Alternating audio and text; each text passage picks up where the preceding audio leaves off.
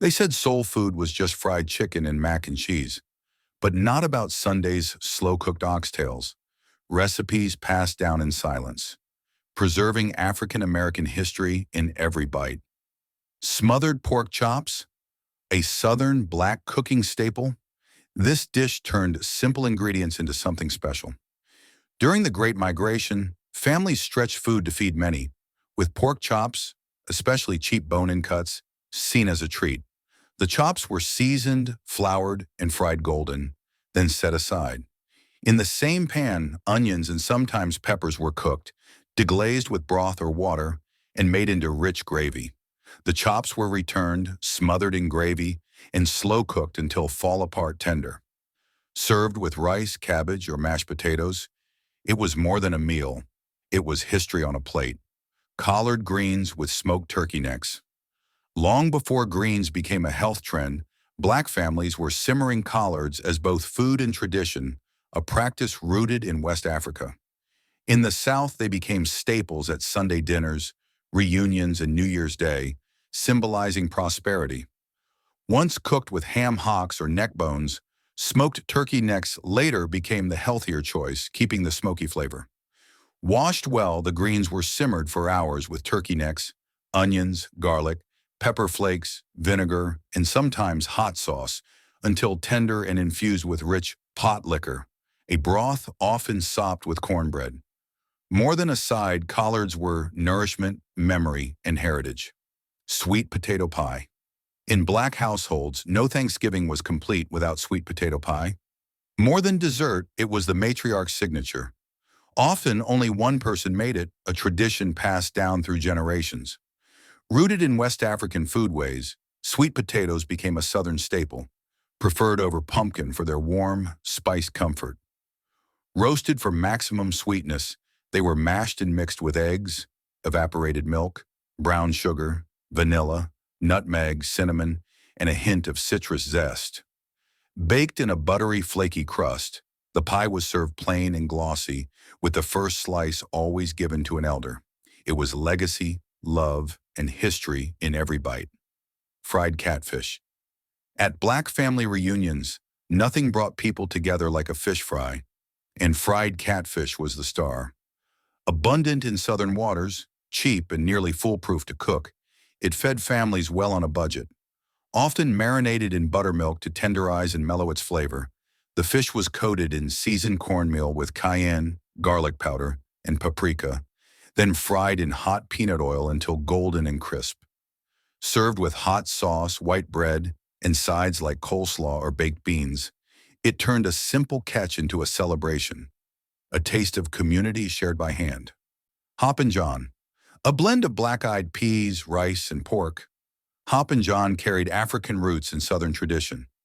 Originating from Senegalese and Gullah foodways, it was adapted by enslaved Africans using plantation staples, peas, Carolina rice, and pork scraps. Eaten on New Year's Day for luck, with peas symbolizing coins and greens for paper money, it was also everyday fare that stretched to feed many. Seasoned with onion, garlic, and bay leaf, sometimes with vinegar or paprika, it was rich yet humble. Leftovers became Skippin' Jenny the next day, a nod to thrift and resourcefulness. Hoe cakes. These cornmeal pancakes hold a legacy of survival and ingenuity. The name comes from the old method of cooking batter on the flat side of a hoe over an open flame in the fields, often by enslaved workers. Made from cornmeal, water, salt, and sometimes lard or bacon grease, they were simple yet filling. Over time, recipes added buttermilk or eggs for softness. Served with greens, beans, or stews, or eaten hot with butter, honey, or syrup, hoe cakes proved that even with the barest means, Black cooks created food rich in tradition. Ham hocks and lima beans, a classic example of turning humble ingredients into comfort food, this dish made use of ham hocks, cuts often discarded by the wealthy but prized in Black communities, especially during the Jim Crow era. Smoked and slow-cooked, they infused lima beans with deep smoky flavor. The beans, cooked with onions, garlic, and pepper, became creamy and rich as they simmered. Simple yet filling, it was a weeknight staple from the 1940s to the 1960s, often served with rice or cornbread. As elders say, season beans right and you'll never go hungry. Gullah red rice. Rooted in the coastal Gullah Geechee culture of South Carolina and Georgia, this dish is a close relative of West African jollof rice. Made with long grain rice sautéed in bacon fat or oil with onions, bell peppers, garlic, and tomatoes. It's seasoned with thyme, cayenne, and sometimes celery seed. Smoked sausage, gizzards, or shrimp were added when available, though it was flavorful even without meat.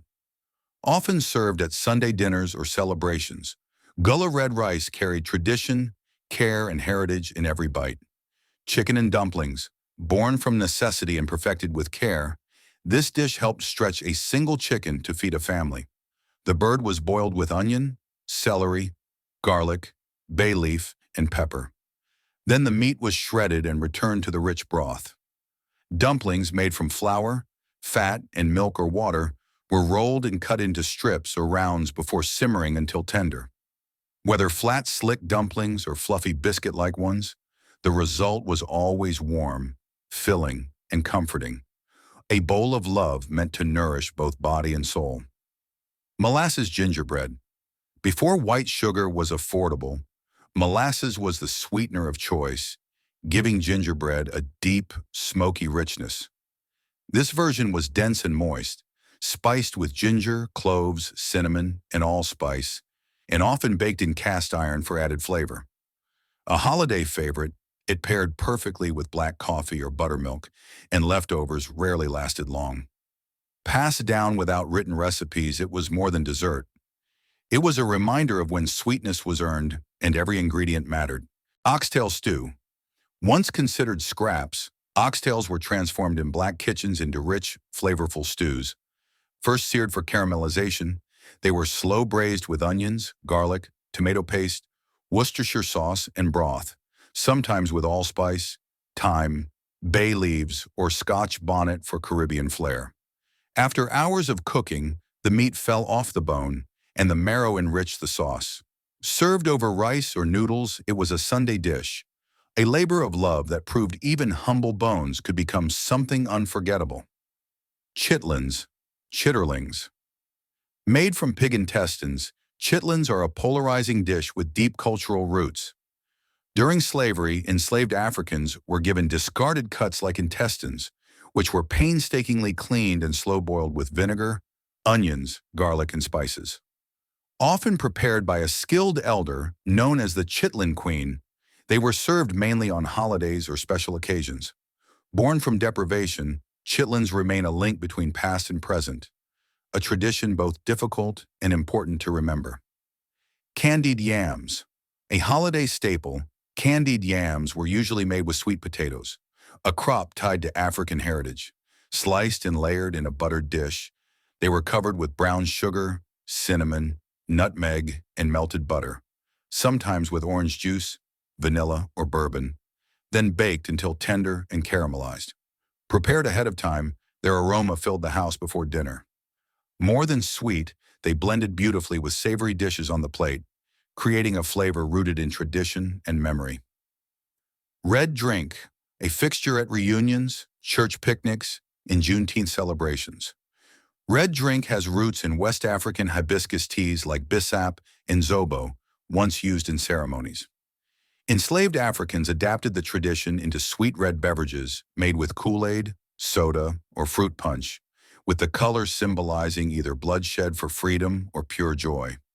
Recipes varied, from pineapple juice to hibiscus or cranberry, but it was always cold, bright, and meant to be shared, a vibrant symbol of celebration in the face of struggle. Grits with cheese and butter, a Southern staple. Grits were made by slowly simmering coarse ground corn until smooth, then finishing with butter and sometimes cheddar for richness. Affordable yet beloved, they were served for breakfast with eggs or sausage, but also for dinner in dishes like shrimp and grits. Leftovers were often set overnight, sliced and fried the next day. For many, the sound of a spoon scraping the pot signaled the start of the day. That's 15 African-American recipes worth remembering. If one made you smile, share this video and hit subscribe for more forgotten flavors. Which one will you try first? Tell us below and then click here for recipes that almost disappeared.